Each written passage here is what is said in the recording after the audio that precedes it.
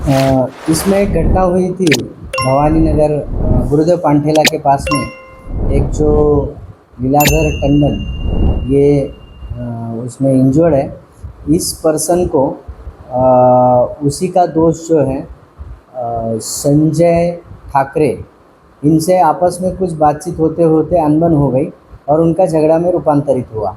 तो उस झगड़े के कारण जो उसी दिन 4 तारीख को जो झगड़ा हुआ 10:30 बजे, उसके कारण को लेके लीलाधर टंडन ने उसको गाली दी थी।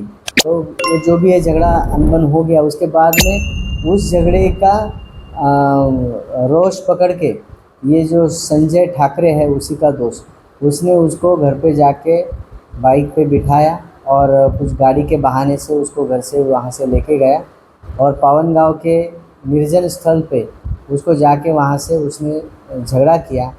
फिर वहाँ पे वो मीठा बोल के उससे फिर उसको वहाँ से शंभू नगर कलमना हद्दी में एक एरिया है, उस एक बिल्डिंग है उसके वहाँ पे एक जो पहचान वाली औरत है उसके बिल्डिंग में लेके जाके उसको टेरेस पे झगड़ा किया। फिर उसको पाउची से, जो घर में पाउची रहती है उससे उसको गर्दन पे मार के उसको वहाँ से ऊपर से टेरेस से नीचे धक्का मार के ढकेल दिया। तो इस घटना के दौरान ये होने के बाद उसने किसी को कुछ जानकारी नहीं दी और किसी को पता भी नहीं था कि इसने इसको मारा है। लेकिन वो उसको इंजर्ड हालत में लीलाधर टंडन को जैसे लगा था, वो कुछ बोल नहीं पा रहा था, अनकॉन्शियस था। उसको उस हालत में उसने हॉस्पिटल में लेके जाने की कोशिश की। फिर वो हॉस्पिटल में, भवानी हॉस्पिटल में उसको लिया नहीं गया।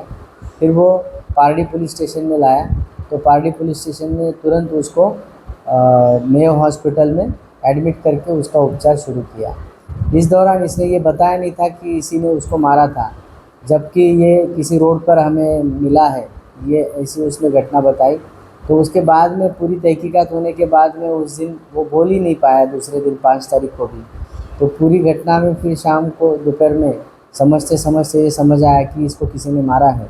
तो फिर जिसने मारा है, कौन लाया था, क्या लाया था, कैसे लाया था, ये पूरी जानकारी लेते लेते फिर उसके ऊपर डाउट क्लियर हुआ।